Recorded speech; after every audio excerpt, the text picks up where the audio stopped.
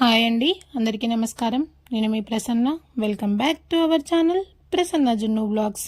అందరూ ఎలా ఉన్నారు? నేనైతే చాలా చాలా బాగున్నాను. ఇది వ్లాగ్ వచ్చేసి సాటర్డే వ్లాగ్ అండి, అంటే నిన్నటి వ్లాగ్. నిన్న మార్నింగ్ లేచి చూసేసరికి వర్షం పడుతుంది, ఫుల్గా చల్లగా వస్తుంది గాలి డోర్ తీయగానే. దాదాపు ఈ 2-3 రోజులు అన్ని ప్రాంతాల్లో వర్షం ఉంటుంది. న్యూస్లో కూడా అదే చెప్తున్నారు. కొంచెం అందరూ జాగ్రత్తగా ఉండండి. అలాగే మన ఛానల్ని ఎవరైనా ఫస్ట్ టైం చూస్తున్నట్లయితే లైక్ చేయండి, షేర్ చేయండి, కామెంట్ చేయండి, అలాగే సబ్స్క్రైబ్ చేసుకోండి. సబ్స్క్రైబ్ చేసుకున్న వెంటనే తెలుసు కదా, పక్కన చిన్న గంట సింబల్ ఉంటుంది, దాన్ని క్లిక్ చేసి ఆల్ అనే ఆప్షన్ని క్లిక్ చేయండి. నేను ఏ వీడియో అప్లోడ్ చేసినా మీకు వెంటనే నోటిఫికేషన్ వస్తుంది, మీరు ఈజీగా చూసేయచ్చు.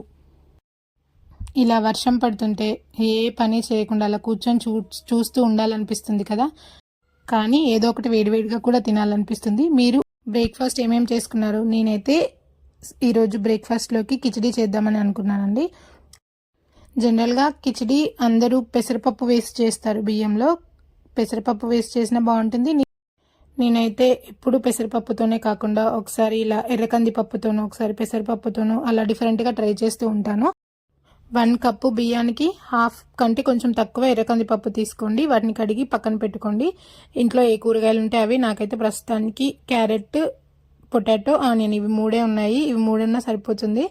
దీంట్లో ఇంకా పచ్చి బఠానీ లేదా బీన్స్ ఇలాంటివి వేసుకున్నా బాగుంటుంది. స్టవ్ ఆన్ చేసి ఒక గిన్నె పెట్టుకొని దాంట్లో ఆయిల్ వేసి అవి వేడైన తర్వాత ఆవాలు, జీలకర్ర, పచ్చిమిర్చి ఇవన్నీ ఫ్రై అయిన తర్వాత కొద్దిగా అల్లం వెల్లుల్లి పేస్ట్, పసుపు వేసుకోండి. తర్వాత ఈ ముక్కలు వేసి కొద్దిగా ఫ్రై చేయండి. ఒక 50% మనకి ఈ ముక్కలు అనేవి ఉడికిపోతే తర్వాత మనకి మిగిలినవి రైస్తో పాటు ఉడికిపోతుంది. జనరల్గా ఎప్పుడూ రొటీన్గా పెసరపప్పుతో కాకుండా ఒకసారి ఇలా ఎర్రకంది పప్పుతో ట్రై చేసి చూడండి. పెసరపప్పు కంటే కూడా చాలా బాగుంటుంది టేస్ట్ ఇది. ఈ ముక్కలన్నీ మనకి మగ్గిన తర్వాత ఉప్పు వేసుకోండి. నేను 1.5 స్పూన్ అలా ఉప్పు వేస్తున్నాను. తర్వాత కలిపేసి ఒక 2 మినిట్స్ అలా మగ్గనివ్వండి. ఇది బ్రేక్ఫాస్ట్ అనే కాదు, లంచ్, డిన్నర్ దేంట్లోకైనా బాగుంటుంది. దీని కాంబినేషన్ నాకైతే పచ్చి పులుసు చాలా ఇష్టం. పచ్చి పులుసులో ట్రై చేయండి, చాలా బాగుంటుంది. అది కాదు అనుకుంటే మామిడికాయ పచ్చడైనా లేదా టమాటో నిల్వ పచ్చడైనా చాలా బాగుంటుంది టేస్ట్. ఇలా హాఫ్ మగ్గిన తర్వాత బియ్యం ఉన్న వాటర్ వేసుకొని ఒకసారి బాగా కలుపుకొని మూత పెట్టుకొని ఇంకా మనం రైస్ ఉడకపెట్టుకోవడమే. ఇలా మధ్యలో ఒక్కసారి కలిపేసి మూత పెట్టండి. రైస్ ఉడికిన తర్వాత స్టవ్ ఆఫ్ చేసేసి కొత్తిమీర వేసేసి మూత పెట్టేసి అలా కొద్దిసేపు వదిలేయండి. ఎంతో రుచిగా ఉండి కిచిడీ రెడీ అయిపోతుంది. ఒకసారి ట్రై చేయండి. ఇంకా ఆఫ్టర్నూన్ లంచ్లోకి నార్మల్గా దొండకాయ ఫ్రై చేశాను. ఇంకా అది రొటీనే కదా అని ఏం వీడియో తీయలేదు. ఈలోపు ఈవినింగ్ ఫుల్ వర్షం పడుతుంది. ఇంకా మార్నింగ్ పడింది, మధ్యలో గ్యాప్ ఇచ్చింది, మళ్ళీ ఈవినింగ్ స్టార్ట్ అయింది. ఈ వర్షంలో వేడిగా ఏదైనా తినాలనిపించింది. డిన్నర్ కూడా ఇదే చేద్దాంలే అని చెప్పి ఇంట్లో ఒక హాఫ్ సొరకాయ ఉంటే దాన్ని పొట్టి తీసి తురుముకొని పెడుతున్నాను. మీకు తెలిసే ఉండొచ్చు, తెలంగాణ స్పెషల్ తెపాల చెక్క లేదా సర్వపిండి. అదైతే తెలంగాణ స్పెషల్. నేనైతే ఇప్పుడు అది చేయట్లేదు. ఇది తెలంగాణ స్పెషలా ఆంధ్ర స్పెషలా అనేది పక్కన పెడితే ఎవరింట్లో చేసినా అది వాళ్ళ ఇంట్లో ఆ రోజు స్పెషల్ డే అయిపోతుంది. ఎందుకంటే అంత స్పెషల్గా ఉంటుంది సొరకాయ గారెలు. ఈ సొరకాయ గారెలు మా చిన్నప్పుడు వర్షం పడుతుంటే మా అమ్మ కట్టెల పొయ్యి మీద చేసి మాకు ఇలా గారెలు చేసి పెట్టేది. అలా వర్షం పడుతుంటే వేడిగా తింటే అలా మీరు టేస్ట్ చేయాల్సిందే. నేను ఇంకా చెప్పను, ఎలాగో 2 డేస్లో వర్షాలు ఉన్నాయి కాబట్టి మీరు ట్రై చేసి ఎలా వచ్చింది అని చెప్పి నాకు కామెంట్ బాక్స్లో కామెంట్ చేయండి. ఆల్రెడీ అందరికీ తెలిసే ఉంటుంది, డిఫరెంట్ రెసిపీ ఏం కాదు. మీకు అలా బయట చల్లగా వర్షం పడుతుంటే మీకేం తినాలనిపిస్తుంది? ఎప్పుడు రొటీన్గా పాప్కార్న్ లేకపోతే బజ్జీలు ఇలాంటివి కాకుండా ఇలా ఒకసారి ట్రై చేయండి. మేము స్నాక్స్లా తిందామని స్టార్ట్ చేశాను, కాకపోతే నేను అంతా ప్రాసెస్ చేసి వీడియో తీస్తూ చేసేసరికి మాకు డిన్నర్ టైం అయిపోయింది. ఇంకా డిన్నర్ ఇదే ఇంకా మాకు ఇవాళ. ఈ గారెల కోసం మంచి లేత సొరకాయ తీసుకోండి. సొరకాయ తీసుకొని దాన్ని పైన అలా పొట్టు తీసేసి శుభ్రంగా కడిగేసి తురుముకోండి.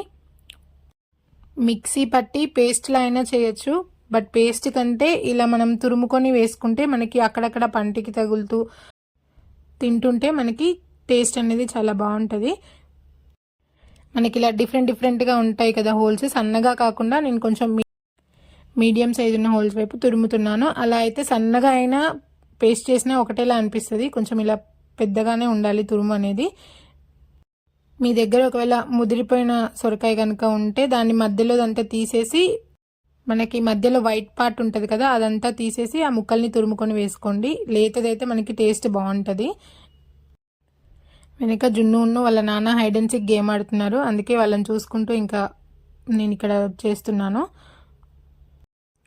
మనం సేమ్ ఇదే పిండితో సర్వపిండి కూడా చేసుకోవచ్చండి. ఒక పిండి చేసుకుంటే 2 రకాలుగా మనం యూజ్ చేయొచ్చు, ఎలా అంటే అలా. తర్వాత తురిమిన సొరకాయ తురుముని మొత్తం ఒక గిన్నెలోకి తీసి పక్కన పెట్టుకోండి. మీ దగ్గర ఉంటే ఒక క్యారెట్ కూడా తురిమి వేసుకోండి, లేదంటే స్కిప్ చేయండి. క్యారెట్ వేసినా బాగుంటుంది, ఎలాగూ పిల్లలు కూడా తింటారు కాబట్టి వాళ్ళకి క్యారెట్ సొరకాయ 2 వెళ్ళిపోతాయి. అలాగే ఒక ఆనియన్ని ఇలా సన్నగా పొడుగా ముక్కలు కట్ చేసుకొని వేసుకోండి. జనరల్గా క్యారెట్ తురుము వేస్తారో లేదో, నాకు ఇంట్లో ఒకటే ఉంది, ఎలాగో పాడైపోతుంది కదా అని చెప్పి వేశాను. అయినా టేస్ట్ ఏం మారలేదు, బాగానే ఉంది. సన్నగా కట్ చేసుకొని ఉంచుకున్న కొత్తిమీరను వేసుకోండి. మనకి శనగపప్పు ముందే నానబెట్టుకొని ఉంటే శనగపప్పు వేసుకున్నా బాగుంటుంది, కానీ నేను అప్పటికప్పుడు అనుకొని చేశాను కాబట్టి శనగపప్పు వేయలేదు. ఇంకా కొద్దిగా నువ్వులు వేస్తున్నాను, 1.5-2 స్పూన్స్ అలా వేసాను నువ్వులు. మీకు నువ్వులు ఇష్టం ఉంటే వేసుకోండి, లేదంటే స్కిప్ చేసేయచ్చు. 1.5 స్పూన్ ఉప్పు వేసుకోండి. మనకి కారం మొత్తం పచ్చిమిర్చి పేస్ట్ పట్టి వేసుకోవచ్చు, నేను జస్ట్ పొడవుగా కట్ చేసి వేసాను అంతే. ఇలా పొడవుగా కట్ చేస్తే ఏంటంటే మనం తినేటప్పుడు తీసేయచ్చు, ఎక్కువ కారం తినని వాళ్ళకైతే తీసేయచ్చు. కారం ఇష్టపడే వాళ్ళు డైరెక్ట్గా అలా తినేయచ్చు. 1 స్పూన్ కారం వేసాను. తర్వాత ఒక 1/2 స్పూన్ పసుపు వేసుకోండి. పచ్చిమిర్చి కారం ఉండవేమో అనుకుని నేను ఈ కారం వేశాను. నేను జనరల్గా వేసిన తర్వాత ఒకటి తిని చూస్తే నాకు తెలియకుండా నేను పచ్చిమిర్చి తినేసాను. అసలు నాకు ఇంకా నోట్లోంచి మాట కూడా రాలేదు. వెంటనే మళ్ళీ పిండిలో అన్ని వెతికి ఆ పచ్చిమిర్చి మొత్తం తీసేసాను. ఇంకా కారం ఏం లేదు, కానీ పచ్చిమిర్చి నవిలితే కారం బాగా వస్తుందని చెప్పి పచ్చిమిర్చి వెతికి తీసేసాను. ఎందుకంటే మళ్ళీ జున్ను తినాలి, నాకే కారం ఉందంటే ఇంకా జున్ను అసలే తిండు. మీరు ఇంకా వేరే ఏమైనా శనగపప్పు, పల్లీలు అట్లాంటి ఏమైనా యాడ్ చేయాలన్నా యాడ్ చేసుకోవచ్చు. తర్వాత బియ్యపిండి వేసుకోవాలి. బియ్యపిండి ఇంత అని కొలత ఏమీ ఉండదండి. మనకి ఆ సొరకాయ తురుములో మొత్తం వాటర్ ఉంటుంది కాబట్టి ఆ వాటర్కి తగ్గట్టు మనం వేసుకోవచ్చు. మొత్తం నేను అసలు వాటర్ అనేది వేయకుండా సొరకాయ తురుములో వచ్చే వాటర్, క్యారెట్లో వచ్చే వాటర్తోనే పిండి అంతా కలుపుకున్నాను చూసుకొని. వాటర్ వేయకుండా పిండి కలిపితేనే మనకి ఆ సొరకాయ రుచి, ఆ ఫ్లేవర్ అనేది తగులుతుంది తర్వాత గారెలలో. పిండి కలిపిన వెంటనే మనకి గట్టిగా ఉన్న అది ఒక 5 to 10 మినిట్స్ అలా మనకి వదిలేస్తే మనకి పిండి అనేది ఆ సొరకాయలో నుంచి వాటర్ రిలీజ్ అయ్యి మనకి పిండి అనేది మెత్తగా ఉంటుంది. కరివేపాకు కూడా వేయాల్సింది, బట్ నా దగ్గర కరివేపాకు లేదు. మీ దగ్గర ఉంటే కరివేపాకు వేసుకోండి. ఆ కరివేపాకు ఆయిల్లో ఫ్రై అయితే మనకి ఆ స్మెల్, టేస్ట్ అదిరిపోద్ది. ఇంకా చపాతీ పిండిలాగా మొత్తం కలుపుకోండి. కొంచెం గట్టిగా ప్రెస్ చేస్తూనే కలపండి, ఎందుకంటే సొరకాయల నుంచి వాటర్ మొత్తం రిలీజ్ అవ్వాలి. అప్పుడే మనకి వాటర్ మనం వేయకుండా కరెక్ట్గా సరిపోతాయి పిండికి.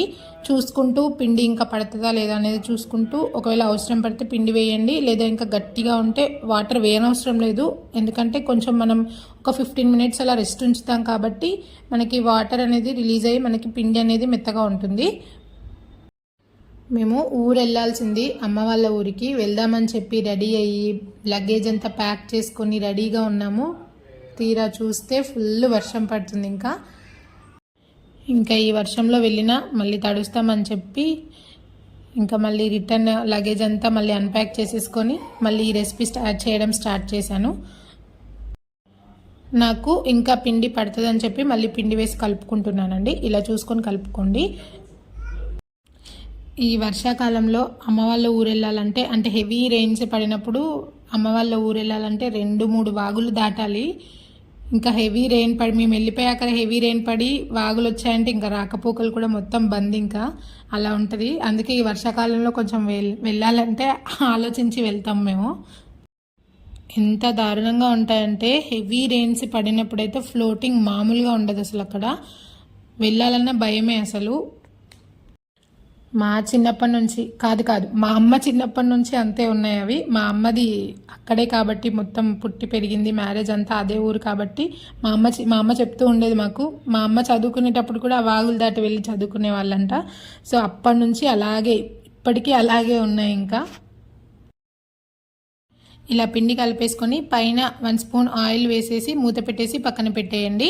ఒక 15 to 20 మినిట్స్ అలా పక్కన పెట్టేసి వదిలేయండి. ఈలోపు మనం స్టవ్ ఆన్ చేసి కళాయి పెట్టుకొని డీప్ ఫ్రైకి సరిపడా ఆయిల్ వేసుకొని ఆయిల్ బాగా హీట్ అవ్వనివ్వండి. ఇలా నేను కవర్ మీద చేస్తున్నాను కానీ చేతి మీద చేసినా వస్తున్నాయి ఈజీగానే. కాకపోతే ఏంటంటే కవర్ మీద అయితే మనం ఒక 5-6 అలా చేసి పెట్టుకుంటే వెంటనే కాల్చుకోవచ్చు అని చెప్పేసి ఇలా కవర్ మీద చేస్తున్నాను. తర్వాత మళ్ళీ చేతి మీద చేశాను. కవర్ పైన కొద్దిగా ఆయిల్ వేసుకొని ఇలా మనకి చేతితో ప్రెస్ చేయండి. మధ్యలో చిన్నగా హోల్ చేయండి. గారెకి మనం ఎలా అయితే చేస్తామో అప్పుడు మనకి లోపల కూడా ఈవెన్గా ఫ్రై అవుతాయి. అలా గారెల్లా చేసుకొని ఇంకా ఆయిల్ డీప్ ఫ్రై చేసేసుకోవడమే. ఫస్ట్ నాకు డౌట్ ఉండింది, చేతి మీద వస్తాయా రావా, అంటుకుపోతుందేమో అని చెప్పేసి. ఫస్ట్ అయితే ఒక 5-6 అలా వేద్దాం ఒకటేసారి అని చెప్పేసి కవర్ మీద చేస్తున్నాను. తర్వాత చేతి మీద కూడా ట్రై చేశాను. అసలు ఆ చేతికి కొంచెం కూడా అంటుకోకుండా వచ్చాయండి. చేతి మీద అయితే అలా వెంటనే వేయడం ఇబ్బంది కాబట్టి ఇలా కవర్ మీద ఒక 5-6 అలా చేసి పెట్టుకుంటే ఒకటేసారి వేయచ్చు అని చెప్పి చేశాను.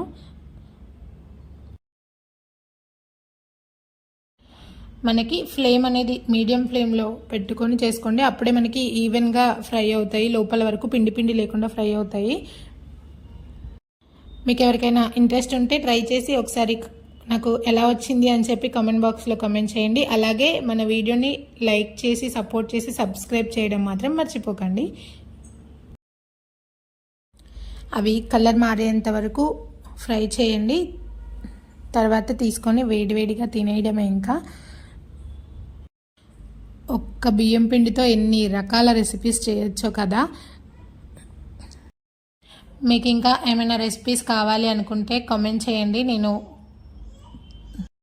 నాకు తెలిసినవి అయితే నేను వీడియో తీసి అప్లోడ్ చేస్తాను, లేదంటే అత్తయ్య వాళ్ళను అమ్మ వాళ్ళని అడిగైనా చేస్తాను. చూడండి, చూస్తుంటేనే తినబుద్ధి అవుతుంది కదా. ఒకసారి ట్రై చేయండి అందరూ. అంతా అయిపోయి లాస్ట్ తినేటప్పుడు నేను వీడియో తీద్దాం అనుకున్నా. కరెక్ట్గా అంతా అయిపోయి ప్లేటింగ్ అయిపోయి 2 ఫొటోస్ తీగానే కరెక్ట్ టైంకి కరెంట్ పోయింది. ఇంకా అంత వేడివేడిగా చూస్తూ అవి ఇంకా కరెంటు వచ్చేదాకా ఇంకా వెయిట్ చేయలేక తినేసాము. మేము మొత్తం తిన్నాక కరెంట్ వచ్చింది మళ్ళీ. అలాగే సండే స్పెషల్స్ ఏమేమి చేసుకున్నారో కామెంట్ చేసేయండి. నేను ఏదైనా స్పెషల్ చేస్తే ఖచ్చితంగా వీడియో తీసి అప్లోడ్ చేస్తాను. మీరు ఏమేమి చేసుకున్నారనేది కామెంట్ బాక్స్లో కామెంట్ చేయండి. నేను ఒక సైడ్ ఇలా చేస్తుంటే మా హస్బెండ్ పక్కన జున్నుకి తినిపిస్తున్నాడు. నేను ఇవన్నీ చేసేలోపు జున్ను డిన్నర్ కూడా అయిపోయింది. ఇంకా ఆయిల్ కూడా అసలు పీల్చలేదండి. మనకి క్రిస్పీగా కావాలంటే కొంచెం ఎర్రగా అయ్యేంతవరకు వేయించండి, లేదా కొంచెం మెత్తగా రావాలి అనుకుంటే కలర్ కొంచెం తక్కువ ఉన్నప్పుడే తీసేయండి. నేను అలా కొన్ని తీసాను, ఇలా కొన్ని తీసాను. వేడివేడిగా ఉన్నప్పుడే తినండి, అప్పుడే మనకు ఆ టేస్ట్ అనేది తెలుస్తుంది. కొంచెం చల్లారినా బాగానే ఉంటుంది, కానీ వేడిగా తిన్నప్పుడు ఇంకా బాగున్నాయి టేస్ట్. అన్నీ అయిపోయాక నేను వీడియో తీద్దామని చెప్పి వీడియో తీస్తుంటే ప్లేట్లో పెట్టి జున్ను వచ్చి ఒకటి తీసేసుకున్నానండి. ఇంకా తీసుకొని అని చెప్పి వదిలేసాను. అంతే, ఎంతో వేడిగా ఉండే గారెలు ready. Thank you for watching. అంతే ఇంకా ఈ వీడియో. Bye bye.